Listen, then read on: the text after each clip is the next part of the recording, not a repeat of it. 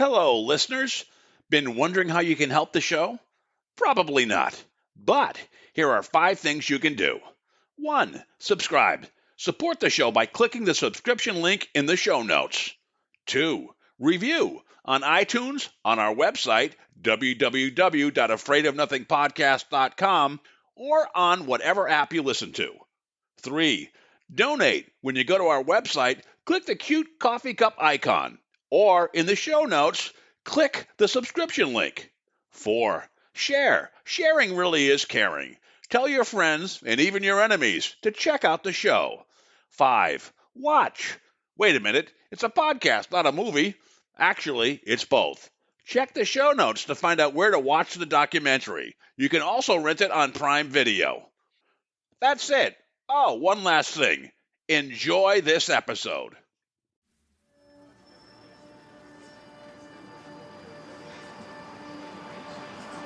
In a world where nothing is known, nothing is certain, reality is not real. Wake up! Be afraid of nothing. I'm Bob Heskey. Robert. The host with the ghost. This is my podcast, based on my paranormal documentary, Afraid of Nothing. Each episode, we talk to people who see life and the afterlife through a different lens. Join me. Who is this large man? And what's he doing in our bedroom? As we lift the veil and open our minds to see beyond our eyes lie. This is Afraid of Nothing.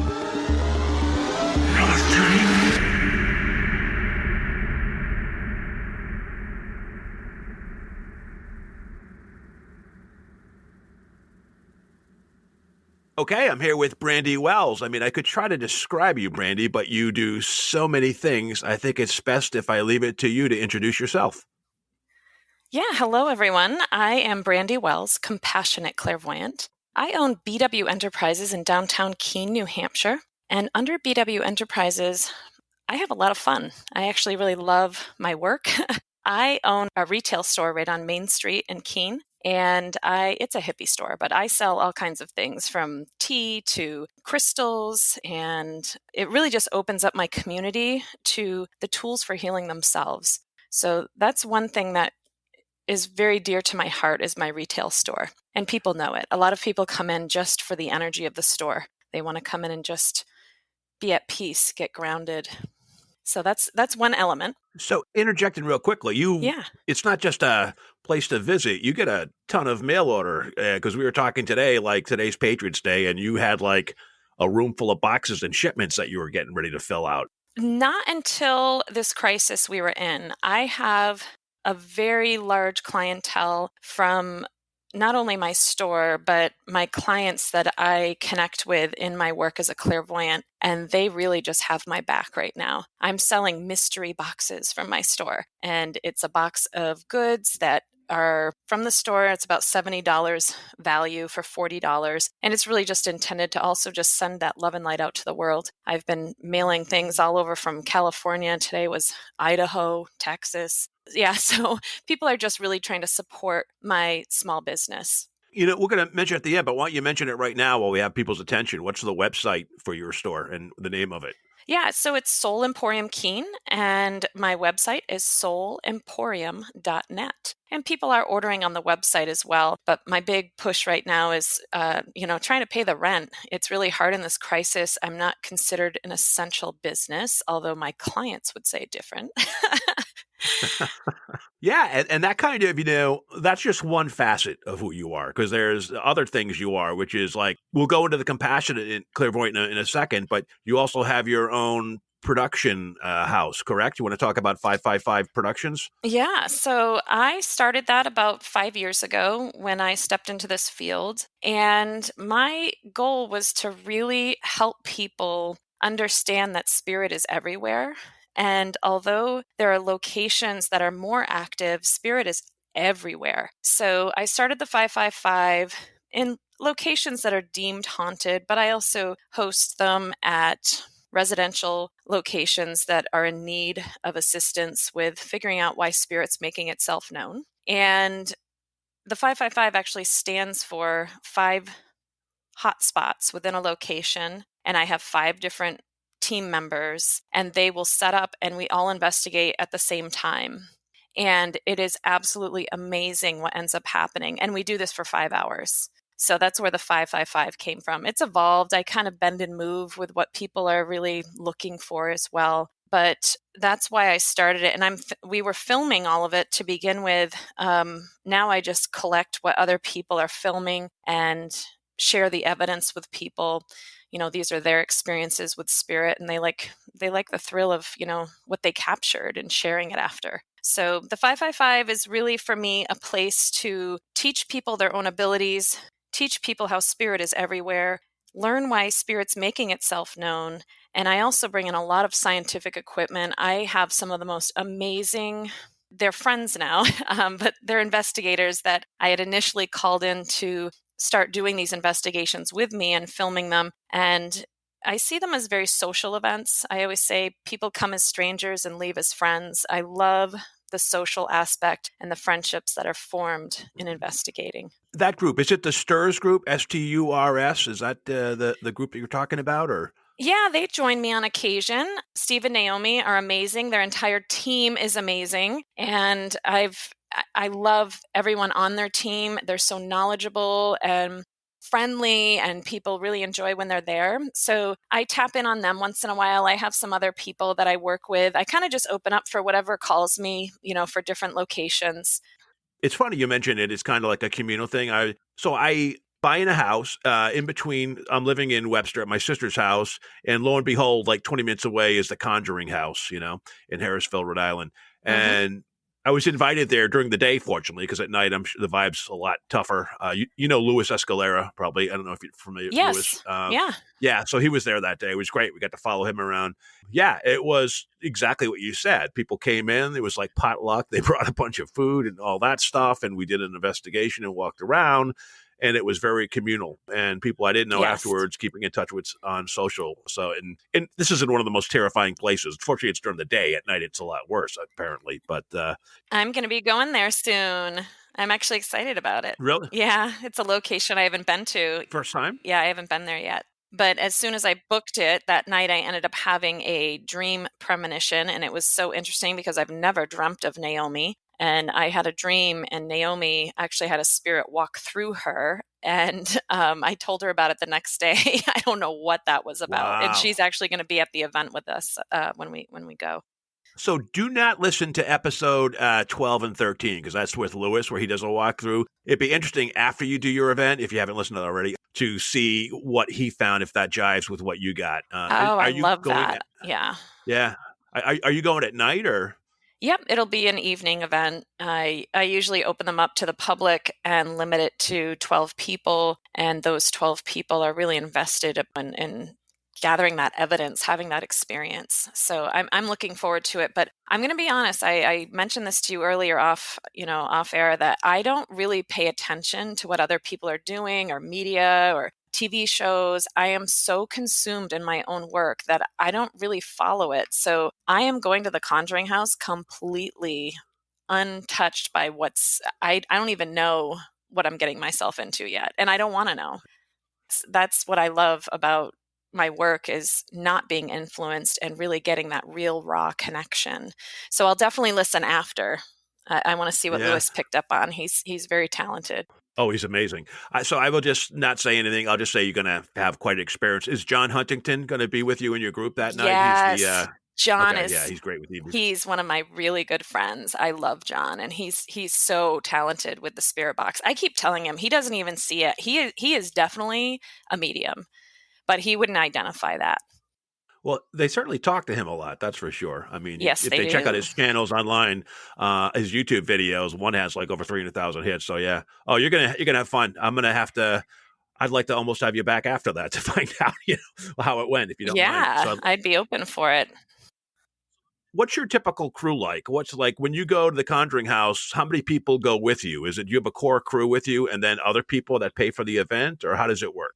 Yeah, so I usually set it up and I will ask a nice balance of intuitives and scientific based investigators that I call team leads, and we'll set up in the hot spots of the or where we're drawn. Usually I'll break up into like floors or areas so we can't influence each other with noise as well. You know, when you get into more of the social aspect, it's really hard to get that untainted evidence. You know, it's like every little whisper and walk, it's hard to get it. So I try to really spread out, and then we'll run on a rotation. And I think it's really fun to have a variety of different equipment, experiments, and then we come back together at the end of the night, talk about what we discovered. One of my favorite stories is it's actually a location I'm going to be back in August, actually with Team Stirs as well, if anyone's interested. I think we only have like 5 spots left. But it's at the Kimball Jenkins estate in Concord, New Hampshire. And this is, I think, my 4th or 5th time back. I absolutely love that location. There's nothing negative, or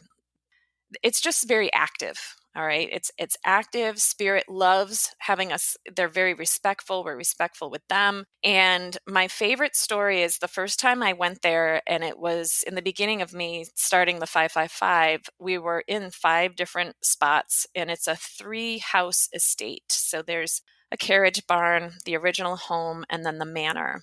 And we were all investigating, and the groups all switched, and when they switched, told me, like each one after told me that in the first group that everyone was in, there was a man named Roger that was coming through either through dowsing rods or talking through a spirit box, or somebody picked up on a man and they described the man as they were tuning into him. And it all aligned. And it was the man who was the tender of the horses, and he wore a top hat and he smoked a pipe, and his name was Roger.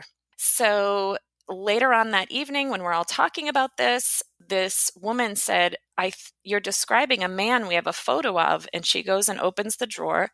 Lo and behold, his name was Roger. He was with the original property. And it's when they first built the property, he was the man who took care of all the horses. He shoed them. He was the blacksmith. He was also a saddle maker. He did everything. And he showed up for every single group. It was the coolest thing. So that's the kind of thing I love, is that this wasn't just a one-person experience. We all brought the validation. So that's why I love that group. That aspect of it it's awesome, because you're really validating each other's connections. So do you have, like in your 555, are there 5 psychic mediums, or do you have one person focuses on EVPs, one person is a dowsing rod person? How do you break up the 555 as your kind of personnel? Yeah, it's always very intuitive. That's my main tool. And what I teach others is your body is the best tool. Everyone's intuitive. Everyone has the ability to connect to the spirit realm. So I mainly focus on experiments where I'm teaching people how to connect, because some people are more audio clairvoyant. Some people are empaths. There's so many different ways to sense and feel spirit. So I focus more on dowsing and experiments. But the other people, depending on who's available and, what's going on, it's always the perfect balance. Steve and Naomi, they've been investigating so long, and I think it's really neat because I've watched them, even over the last 5 years, really develop their own skills in connecting to their psychic abilities. So they're using equipment, but they're also starting to feel a lot more. And I think it's neat to watch that. You always need to come in as skeptic. You've got to really look at it from many different angles. But when you start really honing in on what you're capable of, it's a muscle. The more you do it, the better you become. So there's always a great balance. I love pulling out the spirit box. I love playing with some other equipment. For me, it's more intuitive when I'm using the equipment. I certainly am not a techie. But it's intriguing to have that, to validate what you're picking up on. What sounds really cool about what you do is you're not just a conduit that just tells people what you're picking up. It sounds like when you do these events, you try to have your audience sense and pick up stuff too, and you try to teach them. Is that accurate? I am a teacher for sure. Beautiful. That's great. That is the most exciting thing for me, to watch someone as they discover something about themselves that they didn't know they were capable of. I do a lot of teaching. I actually do a lot of interactive learning in the beginning of some of my events. And my favorite one recently, I was at the S.K. Pierce Victorian Mansion, and I was teaching people how to read each other's auras, and I had them keep switching. I actually did a meditation. I had them say their name. I went through all these steps to do it. And this man, and it was an actual drawing, an outline of a body, and you had to write where all the colors were. And after, this man was like, I did not even know I could do that. I am in awe. Like he was a complete skeptic. But once I guided him to this, it was awesome. I was like, yes. I always say breaking a skeptic is like breaking a horse. Yeah. It's like the best thing. That's funny. Next time you're there, you got to let me know. Because I'm actually moving to Westminster, and I know that house well. I've been there. I actually took a class from Ken and Mimi. They did Ken and Mimi Watson, like with dowsing rods. I was surprised, the pendulum and the dowsing rods. I mean, same thing. I feel like I'm a tunnel vision guy. But I was taking the class, and I was surprised how natural it came. So it was really a good experience when someone can teach you to kind of, because I can't tell you how many people I talk to that feel like they think they may have something, but they're not quite sure. They don't know how to get in touch with it. And I think they're kind of pining for a person like you to help them kind of open up their third eye and kind of get connected with something there's a veil separating them from. Right. And it's kind of neat. We're talking about the SK Pierce. I actually have an event coming up, and it's unique. I've never done it, but I was channeling this idea. As a hypnotist, I have been really working on helping people change their mindset and reprogram them to trust their own abilities. And I'm actually doing a para-hypnosis event there, where I'm going to bring people into a state of hypnotism where they can recall the information and then investigate, but you're not allowed to use tools. It's only what you're sensing, feeling, and really intuitively picking up on. So I'm really excited about that. It's very unique. I am an angelic healer, so I only go into all of my work guided by the divine. It's always in the highest good. A lot of times people ask me, how are you investigating and doing that paranormal work if you're an angelic healer? I'm like, well, what better thing to be? I mean, I'm going in and I'm protected by the divine, and spirit knows this. So I always attract the highest vibrating beings. I don't have negative encounters. Tell us when this date is. Might as well just give us a little plug for that, the date. So this I had to move because of our current crisis, and it's on May 29th, and I do have a few spots left open for that. It is a hypnosis experience. So hypnosis is guided, not forced. You have to want it. A lot of times people will come to me and say, well, I can't be hypnotized. And I'm like, well, if that's what you believe, you're already blocking yourself from it. Hypnotism is really like, you have to be open to it and you have to want it. What percentage of people do you think are unable to be hypnotized or have a hard time doing it? Is it a pretty high amount? Well, I think the question would more be the level of hypnotism where you're recalling information that is attainable.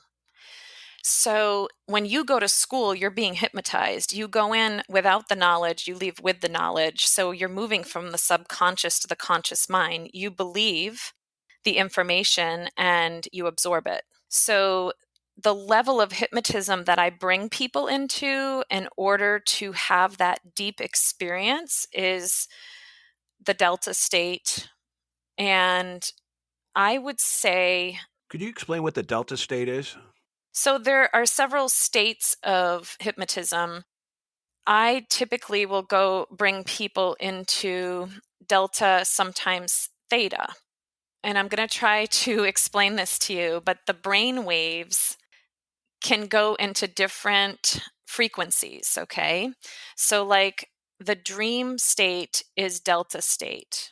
And that is one of the deepest states that you can go into. So, okay, here's a way to explain this. Okay, so the 4 that I work with when I'm doing hypnotism is like the normal, alert, conscious mind. This is you, let's say, like going to school. You're thinking, you're absorbing information, you know where you need to go, you get to your class, you sit down, you're absorbing, you're participating, okay? The subconscious is moving into the consciousness, you're a willing participant. When you move into alpha state, it's when you're like relaxing, you're calm, and you kind of let go of thinking and you just absorb the information, and that's when you're learning. So we go into alpha when we are learning. And then when I am helping people get into a deeper state, so this is like when imagery comes up. Okay, so here's a really cool example. When you're in theta, that is when you're creating. So you know how artists, it's like, how do they pull that from their mind? How do they do that? They are in a state of imagery, deep relaxation, meditation called theta. And you can naturally go into that state on your own. But when I'm helping people go into this state, it's when their imagination starts going into activation. And that's when they start having the visualizations and the experiences. And the subconscious mind is calm. And you can start working with the consciousness. So then the deepest state, and there's even deeper states, but the one that I bring people to is delta. And that is, it's like dreamless sleep. It is a deep state of hypnosis where I'm leading people and I actually talk the whole time I'm connecting. I do group hypnosis, I do individual hypnosis, I do interactive hypnosis. I do hypnosis where I am actually helping people connect to their loved ones and actually invite them in to visit with them and bring them messages. I do hypnosis to break negative thought cycles, quit smoking, break bad habits. It's essentially like reprogramming and connecting to your higher self. So there's beta, alpha, theta, delta. Delta being the deepest, beta being normal, alert consciousness. When I think of hypnosis, I think typically of being hypnotized to kind of be introspective and to go into myself, like maybe some blockage from my past that I can't deal with or going to a past life.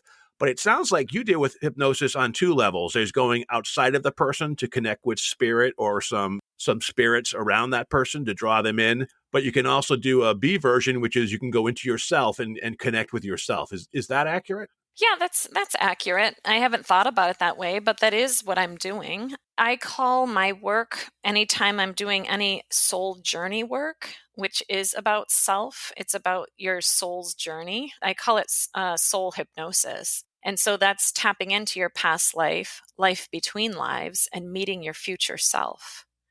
So that's one whole element that I do that to me is, I just love it. I can't even tell you. I always tell people it's almost like opening a present at the end of a session, because listening to what someone experienced it is the most phenomenal thing. I love it. So it's fascinating. You had me leaning forward to my mic when you said future self. So people actually, they know what their future self is going to be like. Can you kind of go into that a little bit? Sure. So when I do those sessions, one-on-one, I'm able to do interactive hypnosis, meaning someone is in a hypnotized state, but we're having a conversation. So I'll actually talk to them, guide them through, and the goal is with future self, how do we unlock those issues and see how we work through them? So let's say that you are really struggling in your marriage and you are financially not in the best place, and you have these big goals to open your own business. And all of that energy maybe feels stuck right now. So if I bring you into future self, I would bring you 1 year from now, then 5 years from now, and then 10 years from now if it's appropriate. Sometimes I don't get there. Sometimes we hear all the answers 5 years from now. And basically what I do is I take you on a journey of looking at yourself at that time. And then we start saying, well, how did that work out? Where is your marriage? What did you hear? Recently, I did this with someone and they said, I'm actually being very selfish and I'm not even paying attention to his needs right now. I'm really hearing that in order to fix this, I have to work on myself. And it's like amazing. They're talking about this and I'm taking the notes, I'm recording the session. They can reflect on it later, but then they look at themselves and they go, wow, like I actually have some work to do on myself in order to fix this. And I'll even get details like I'm not relaxing enough at the end of the day. And so I'm wound up all the time. And so I'm projecting my energy at my husband. And I really need to learn how to let go so I can be a better person, a better wife. I could have used that about a year ago. Just got divorced. It's funny you mentioned, and what you said was just about me actually, because it's like there was all these money problems, feeling kind of like stuck, and Am I tuning in on you? I wasn't supposed to be doing a live reading. Yeah, I know. She's totally got it. And I have to admit, one mea culpa about me is when I was thinking future self, I was thinking like next lifetime. But what you just said makes total sense that like yes, you can talk to people about their, I mean, is that possible too, to find out what someone's next lifetime will be? I haven't tried it yet, but now you're going to get my mind going here. I'm an idea person. I am constantly bringing new energy. So that's a good one. I may try to integrate that into one of my sessions. Since you're tuning into me, make me your first client when you do that. Okay, cool. Yeah, okay, that's awesome. Yeah, the hypnosis is just one small part, but it's a huge part. It's very interesting. Could do a whole show on that. So that's fantastic. Let's, if you don't mind, go on to some of the other stuff that you do, which is what is a compassionate clairvoyant?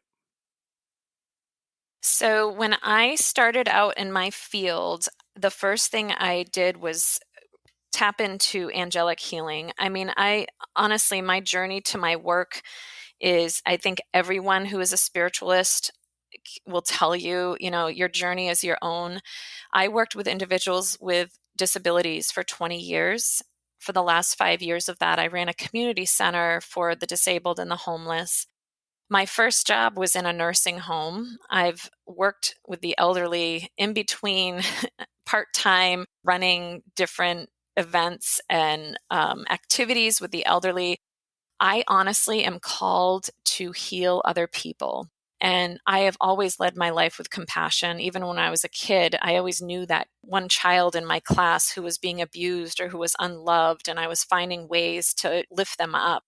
So stepping into my field as an angelic healer was very natural for me. The way it all happened was crazy, but I look back and I felt like my life was a whirlwind, but it set me on the perfect path to where I am now. So I really think that as a clairvoyant, which is different than being a psychic medium, is really about looking at a person as a field of energy and a human experience. So I am not just doing mediumship, which is connecting to the spirit realm. I'm looking at people as a field of energy, and I find within that energy body, what is it that needs healing? What do you need at this time to open that energy to live your best life? So I do a lot with psychic messaging, medical intuition. I connect to animals, both living and past. I connect people to their past loved ones. I connect them to their life purpose. I help people open up their money flow. I help with legal issues. I do a lot with animal totem. I am 7th generation to Native American in my area. So I do connect a lot to shamanism, although it's not integrated into my practice. And, I'm also really focused on helping people with the law of attraction, which ties right in with hypnotism, changing the way you think. So I am integrating a lot of different things into my work, and I just let spirit lead me in sessions. So compassionate clairvoyant is leading it's really for me like leading my work with compassion and opening to the energy body to live your best life. So whatever it takes to do that is what I do. You just mentioned there's a ton of stuff that you do, and so I have I have to filter my questions down, but who teaches you all these things that you just kind of rattled off? Is it spirit, or is there a mentor, a human mentor that you have as well? Yeah, when I first started my work, I couldn't take enough classes and courses in angelic healing, mediumship. It's vast, all the different, I did angelic healing, angelic mediumship. I became a certified hypnotist. I did palmistry. I mean, it's like anything I could get my hands on that I was drawn to, I was trying to learn.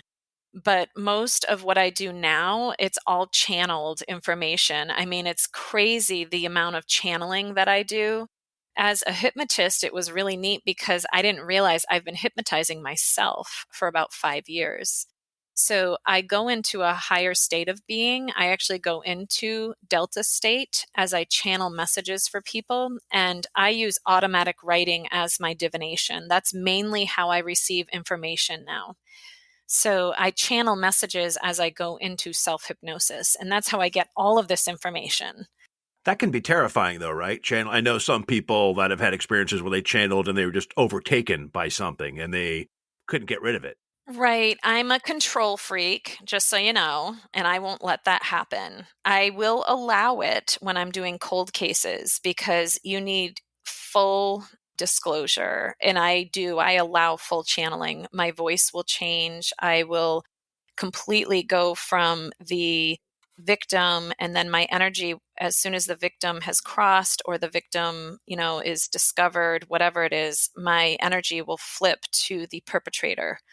And all of a sudden I'm them. And then we hear more about what happened and how it unfolded. So when I'm channeling, I am very careful about the level of channeling I'm doing.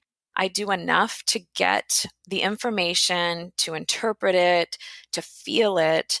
And sometimes I do get a little too deep into it, and I'll actually start feeling the full physical effect of what the person was going through. So typically when I'm doing mediumship, I'll call the loved one to me. I'll listen to someone as they say this person's name, or say, I'll say, maybe I'm picking up on a father and I can feel this father coming in. So I'll say, can you please say your name, and then say my father. And it connects to the ethereal cord, the cord of energy between them.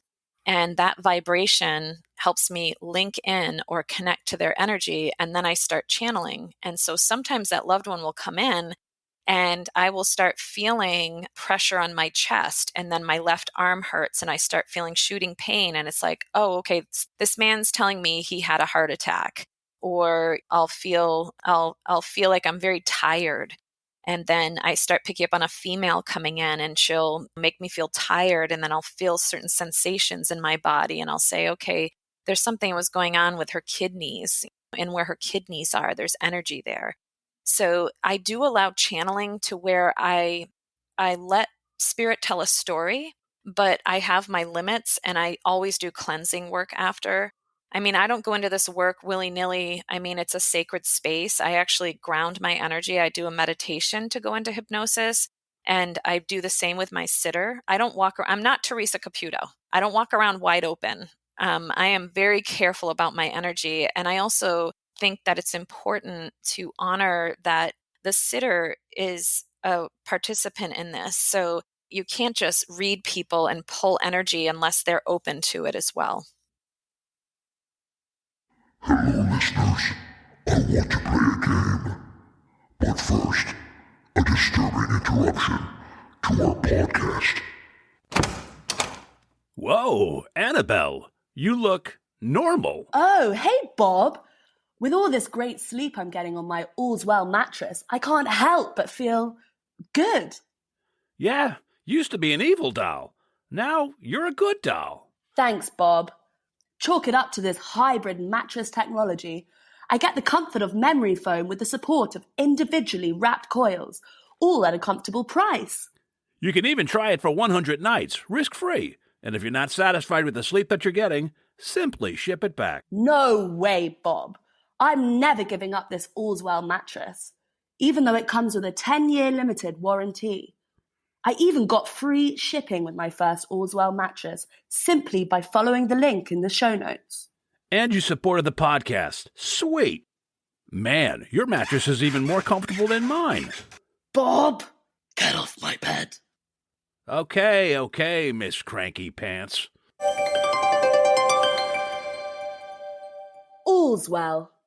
Never be afraid of a good night's sleep. And now, back to our horrific program. So when you're channeling and you're kind of watching or monitoring, are you like outside of your body kind of monitoring this, or what's it like? Can you see yourself being taken over? Are you observing it, from outside of yourself? No, I actually will feel like I'm that person. Sometimes I feel like I'm getting really tall, or like a really funny thing I do, and people laugh, who've come to me many times. Sometimes I'll start like itching my beard, or standing the way the person stood, or making looks like they did. So I channel enough to get the essence of them, but I actually feel like I become them. That's what a medium is, the person between heaven and earth giving themselves up to spirit. They're the medium. So when I first started my work and I was really delving into it, I had this one day that I had channeled message for a loved one that had committed suicide. It was a really hard session, and I went really deep into my channeling. After I was done with the session, I didn't ground my energy or like do enough cleansing work, and I went to go get lunch. I walk out of my office and I'm walking down the street, and all of a sudden my feet stopped. Like my feet completely stopped, and I actually saw myself come up the top of my head, and I almost fell on my face. It was the weirdest thing I have ever had happen. Oh my God. And after that, I sat with meditation. I asked spirit what happened, and I was so ungrounded that my soul actually hopped up out of my body. I was doing like what they call, there's a few different ways to say this, but it's like astral projection, like the soul leaving the body. Yeah, I was going to ask you about that if you've ever done that before. Yeah, well, when I was young, I mean, this is a whole other topic. I mean, this is a whole other show. But when I was young, I was 8 years old, I actually had a UFO experience. And I think that's what changed my life forever. Wow. And was that when you became aware and had this kind of... That's when I started astral projecting. Oh, I was wow. like 8, and I used to close my eyes and leave my body and come back. I could literally look down at myself.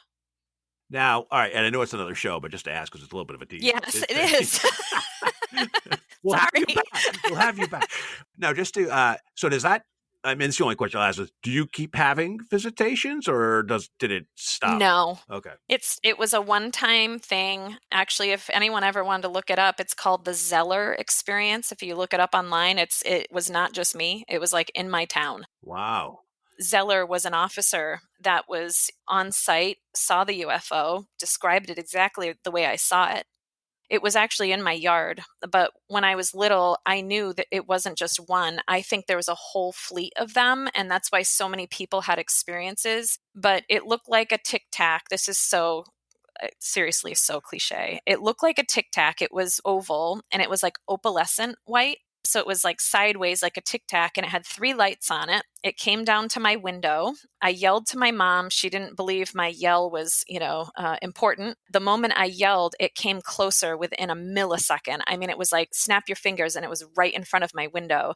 And my mom came down the hallway, and the moment I had yelled and it came up to me, it tipped towards me like a dog, almost like it was curious. Like it was so weird. I remember all of it. And then it hummed, and the hum moved through my entire body and through my house. And my mom was coming down because I was like, I yelled, "Mom."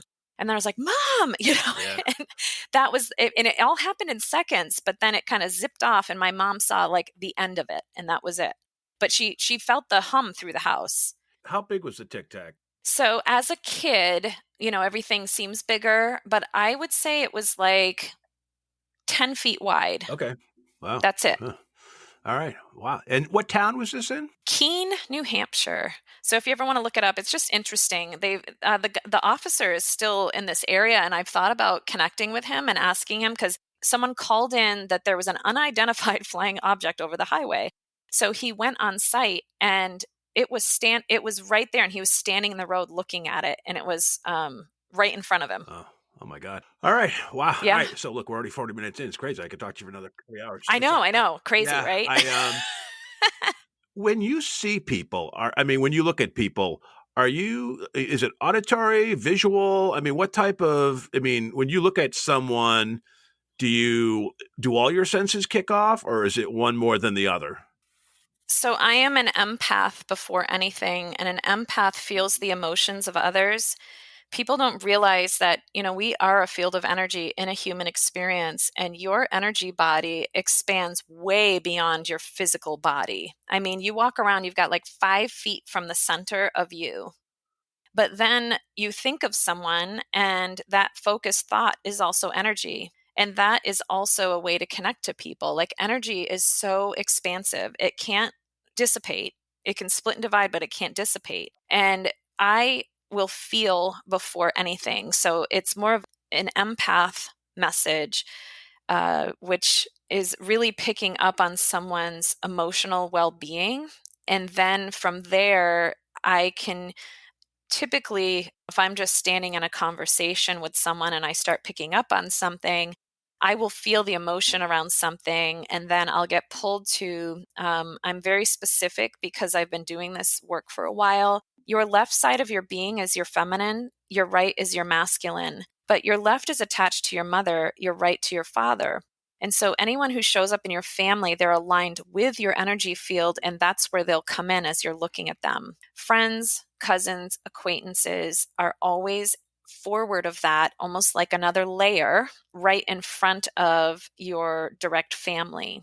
Your left side, for me, left side of your being, when I'm looking at someone, that is all the energy that comes in. And their right side is where I will typically pick up on past life energy. And that's the way that I receive. I mean, different mediums may have different things, that they do, but that's how I'm able to identify who's coming in. Your spirit guides, guardian angels, higher self is always behind you. They're the ones pushing you along in life. They're nudging you. So they're always right behind your energy field. So that's how I see someone when I'm connecting. Is there a specific angel that you've connected with? You mentioned you're kind of an angel medium. Is there one like Archangel Michael or Raphael, or is there one specific angel that you've connected to? Yeah, I connect to about 16 of the archangels. I always explain getting to know an archangel is like getting to know a friend, like they want to help you. So the more you get to know them, what their skill set is and how they can help you, the easier it is to move through life. The archangels want to work for us. It's the coolest thing once you start really learning what they're capable of doing for you. I work with what I call the 4 pillars. It's the 4 archangels that are constantly surrounding people, and that is Michael. I see him as the ultimate archangel. The archangels are universal, like they're not tied to any religion, and that's why I find it the best way to relate to others, because then I'm not bound to any religion. I am open. If you are walking in the light, I don't really care. I don't care if you're Christian, Jewish, I don't care. For me, the angels are so universal that it doesn't matter. And that's why I love working with the angelic realm. So Michael is a protector. He cuts away our fear. He gives us courage. He really sets out a path for you. Archangel Raphael is the healer of body, mind, and spirit. Gabriel is the angel of communication, creativity, and maternal love. That's the angel I connect with the most when I'm doing my work because it's all about communication. So I usually have this angel helping me as I'm channeling. And the other angel I work with a lot, and I have quite a few, so I have a hard time with this 4th pillar here, but it's Uriel. And Uriel is the angel of lighting the way to the future. This angel will lay out a path so you can see what's next. It helps to make decisions and open up energy for new things. And then the last archangel I want to talk about is Zadkiel. It's Zadkiel. That's the angel of transmutation. This angel moves the negative to the positive, which is something we all need on the earth realm. So I work with this angel a lot when people have trauma or PTSD. He's busy right about now, I'm going to think, right, with the whole COVID. Another question's coming up is the whole, your senses must be flying off the skids right now with all the COVID stuff. Is it? Yes. Is there? Yeah. Can you talk a little bit about that? And I'm sorry, I didn't mean to interrupt on that last one, but it just seemed like that angel would be especially busy right now. How has your practice changed in the past couple months with all that's going on? Has it kind of more and more people reaching out as has it been as an empath? It must be crushing to you at some times. What's it been like for you? I am very overwhelmed right now. I'm going to be honest with you. People really need healers, and I am so overwhelmed that I can't even get to all of my clients. I have a self-booking system. So I decided to just run a promo for 15-minute mini reads that are very fast, powerful. It's like fast and furious message. And it's really just to help people get grounded and gain some security, connect to a loved one, whatever it is they need right now to get through this moment. This is temporary. I have never, I mean, I'm a very busy person. I'm very creative in my work. I'm always finding ways to bring healing and bring message to others. But I was only 50% online before anyhow. I was 50% by phone, remote, online. And now being fully online, I'm so accessible to people, and they didn't realize how easy it was to connect this way. I actually feel that being remote I get message faster. There's not the distraction of being in person. Yeah. So, I mean, I think that you'll hear this from many spiritualists that we are in what I call the Great Awakening. This is what the world needed because ego was intervening with what people really need. It was all about want. And so right now, this is teaching people the vulnerability of being human, and it's helping them reassess what really matters in life. And I feel like that's what my job is right now, is to show people what really matters. It is shifting the world, but I see all of the good coming out from it. The helpers and healers are in full force right now. Which of your skills are being called upon? Because you do a whole bunch of different things. I mean, for example, hypnosis, I'm going to guess, I don't know, but that's better more in person probably, right? It is better in person, Yeah. mainly because the atmosphere. Unless someone knows they have a very quiet house and a comfortable place to sit while they're receiving it, it's not the easiest thing to do. I've done it. I'd prefer to have a more controlled environment. So I prefer that in person, but I have done a few remote Zoom sessions, and it was effective because the person didn't have a dog, they didn't have kids. I mean, it really has to be the perfect atmosphere to do it. Yeah. Right now, I am doing what I call time link readings, and that's where I'm tapping into all that stuff I was talking about. Could be medical intuition, what's going on with my work, money flow, connecting to a loved one for reassurance. Marriage is a mess right now. How do I fix it? I'm worried about my son. What is it? I don't know. So I'm doing a lot of verbal messaging with channeling right now. I serve about 4,500 clients a year, and that's between group and individual sessions. But I've been doing a lot of Zoom spirit circles. I've had one every night since this started. And that's why I was saying I'm getting a little burned out, but people they need me right now, and I want to be that person. So I actually had to block out some time here and there to bring some balance into my own life. Healers need healing too, so I'm trying to be careful with overextending myself, making sure that I'm connecting to nature and taking care of myself too. How do you take care of yourself? I have to tell you that my work, I love it so much, it's not work. I love my work so much that I don't even feel like it's work half the time. Right now, my issue is that so many people need me, where before it was here and there. I only open up for about 4 to 5 hours a day of my work. But right now I'm booked into mid-May, and I tried to open up my schedule because so many people need guidance right now. So I go out in nature. That's the first thing I do. I love yoga when I make time for it in my life. And I'm a very social person. I love people. So anytime I can be around my friends, and most of my friends, they're also spiritualists. So I have a friend that's a shaman. I have a friend that's a witch. I have several friends that are witches. We get together, and let me tell you, it is fun.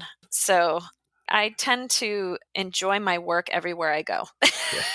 Yeah, I was going to say, it's like you must be finishing each other's sentences. Oh, yeah. It's fun. It's really fun. Yeah. Wow. So angels, what would you describe? How many angels are there? Are there as many angels as humans or more? And what are they? What was the genesis of angels? I probably should know this as a Catholic and a Christian or whatever, but where do angels come from and how did they evolve? Yeah, so the archangels is what I'm working with. Your guardian angels are different. Your guardian angels are high vibration beings that are assigned to you through many lifetimes. So they're assigned to your soul as it evolves through many beings, where the archangels are up there with God energy. A lot of them have evolved from the Bible, from religion, but some of them were actually in human form. I mean, there are so many archangels. I don't even know how many. I think there are 18 of the major archangels, but there are 4 that present the most in showing themselves to people, and that's what we call the 4 pillars. So, I mean, there are angels for, okay, so like the angel of like virtue, law, morals, and values. That's Raguel. You would call on Raguel if you were having a legal issue that you needed help with. Archangel Jeremiah, that's an angel that I channeled today. This is the angel of wishes, but it's also the angel of death. This is the angel that comes in and helps you transmute or transition as you're crossing over. And this angel will pull all of the other archangels and all of your loved ones together as you're crossing over to help you as you're crossing. I mean, it's endless, the work that these angels can do for people. Shamwell. Now, if you're looking for love, you're going to ask Shamwell to help. This is the angel of love, but also the angel of like tolerance, you know, like bringing love into situations. So I could go on forever. I love it. Do new angels kind of are born and evolve as humanity changes, or are they pretty constant? That's a good question. I'm not sure. I don't know how to answer that because I just work with what's here, you know? Wow. I It took know me 55 spirit minutes to guides find are one. always changing. Yeah. Yeah. Wow. You mentioned that you're kind of fearless when you go into places. You've never had any experience where you were overwhelmed or afraid of anything and had to call on exterior help like spirit or someone else to help you deal with a situation? Yes, that's actually a fun question. So the only place that I actually had an experience that drove a little fear in me, everyone in the room saw it happen. I was at the SK Pierce Victorian Mansion. I've been there a lot. The spirits know me well there. And I was in the basement, and there's always a man down there who he's always like poking, prodding, teasing women. I felt him like pinch me on my backside. And someone else said, I felt someone touch my shoulder. We started getting some EVP. The energy started really amping up in the room. Well, all of a sudden, right from the top of my head, there were probably about like 4 or 5 hairs that came straight up off the top of my head. And spirit literally pulled my hair out of my head, and a piece of skin from my hair came out with it. It was crazy. And that actually scared me because like I felt it, and it happened, you know, it really did feel as if it took longer than it was, because I started feeling my hair lifting slowly, and then all of a sudden it was like punk, you know, like they literally pulled my hair out of my head, and then it drifted onto the floor, and my mouth was to the floor. Yeah. I could not even believe it happened. That was the only time. Was that by the cistern, Brandie? You know, where the Yes. drowning? Okay. Yep. Okay. Yep. And, you know, I don't know if you know Colleen Costello. She was on a show earlier. She mentioned she had a kind of a situation with a male spirit down there, too, that she was talking about. So, yeah. Yeah, he tends to go towards women and like literally pick on them. I don't know if it did not feel mean or hurtful, but it's the first time I've had something that I was scratched once at the Black Swan Inn in Tilton, and that's the other time that I was like, okay, spirit, I got it. I'm going to stop opening up. We're going to respect your space, and we're going to kind of walk away. When they can physically affect you, to me, that's message that it's time to shift the vibration, go somewhere else, and maybe come back. So I don't head on those things. To me, it's a message like, you know, you're invading my space right now, and I'm going to respect that. I don't need an attachment. Yeah. No. I was at a place, Ventforth Manor. Oh, yes. That was on my mind today. That's so interesting. I haven't been there in years. I was at the Mass Paracon, you know, the Sam Baltrusis event in the fall. And I was on the second floor. Actually, Stephanie Burke was there. I didn't know her then, but I was on the second floor, and there was a room on the far right. Have you ever been there before? Yes. So there's a room as you go up to the second floor in the far end to the right. You know, they're still refinishing it. And there was a woman who was a ghost photographer, and she was like, do you see? You know, she had a really bad vibe there. And she went and got me, said, you know, I was just wandering up on myself. She said, come over here. I said, do you feel anything? Do you see anything over there? I said, no, I don't see anything. And she said there was a man in there. And literally the second time she went with me, apparently, I don't know what he was doing, but she got so shook up, she had to leave. She walked off saying, I didn't sign up for this, and she left the event. And then there was a medium that they always have to walk the place first. And I went down and I said, look, I know you weren't going to tell us stuff, but I just had this thing happen, which I was totally clueless to. Did you feel anything up there? And she said, yeah, she picked up on that same thing too. And it's the classic, a man from a long time ago doesn't respect women and really kind of tries to put them in their place, or is, a little uppity and not very nice to them. I'm talking to different people on the show where there have been, with female psychic mediums, where there's that irrepressible, obnoxious male that was not very respectful and they got to deal with, which is unfortunate. Right. Yeah, I had experiences there with a woman who was dancing through the hallways. So I only had good things there. And I found out that and I heard her name and everything. It was a woman who actually ran the dance school, or like it's been years since I went. And I looked her up, and I actually contacted the woman, and I wanted to let her know that her mother was there, and she was so happy to hear that. It was kind of a neat connection. Yeah, it's funny. I'm thinking back to that room. I think there used to be a commune or a hippie commune there, so it may not have been like 1800s. It may have been like in the 70s or something, where some jerk that ran it. So actually, okay, we're up at the hour. I have one more question, and then we're going to ask how people can get a hold of you, or if they shouldn't get a hold of you. You're so busy. Let's go positive. You said in channeling stuff. Have you ever come across, beyond the angels, any spirit that was so amazing, so overwhelmingly perfect or refreshing that that really stood out above any of the spirits that you've come up against? I absolutely love the energy at the event I'm going to be at again, the Kimball Jenkins estate. The woman who lived there her whole life shows up all over the property, and she was a creative being, she was a musician, she was an artist, and she has, like, when she passed, she left the estate to the city of Concord so that it could continue as an art school. And I absolutely love her energy. She loves when we come there. I feel like I've gotten to know her in spirit. Like I would have loved that woman in real life. I never, she passed, I think, back in the 80s. I never, did get to meet her, but that's one of my favorite interactions. I can't think of her name offhand, but if you ever looked up the history of the Kimball Jenkins estate, she is so active at that property. It's amazing.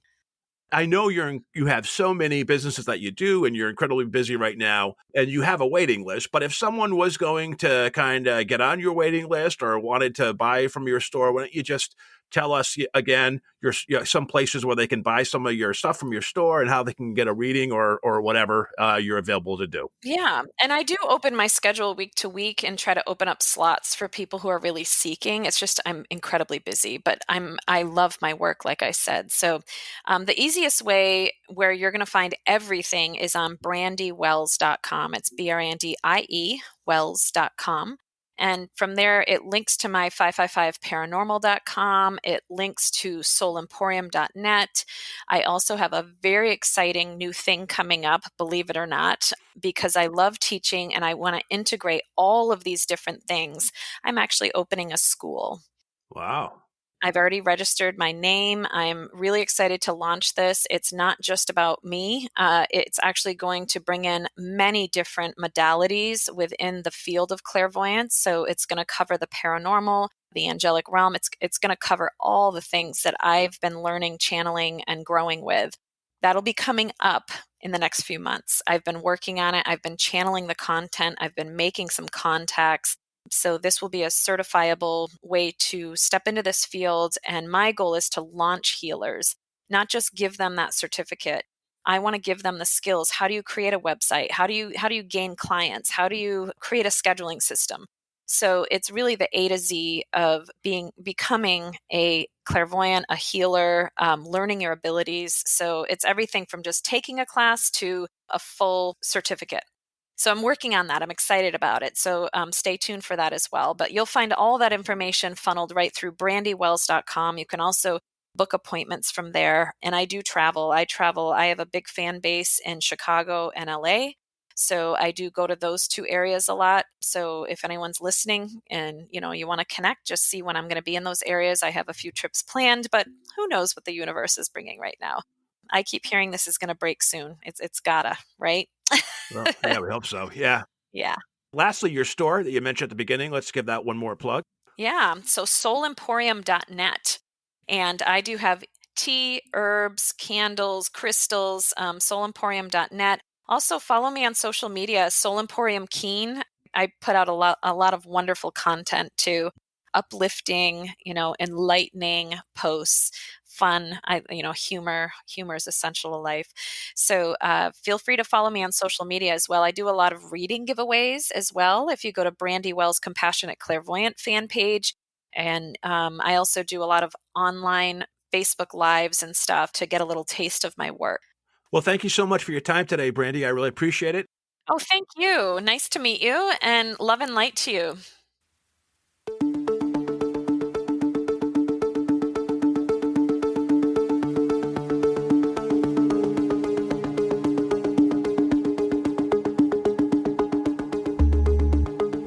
You've been listening to the Afraid of Nothing podcast. Please subscribe and like us on Facebook. Until next time, stay scared.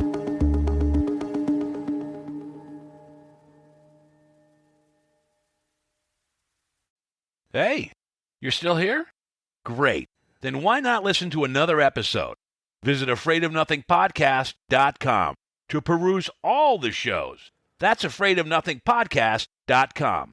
And while you're there, click the coffee cup icon to buy me a coffee and leave a review. I'll give you a shout out in an upcoming episode. And the world will know how swell you are.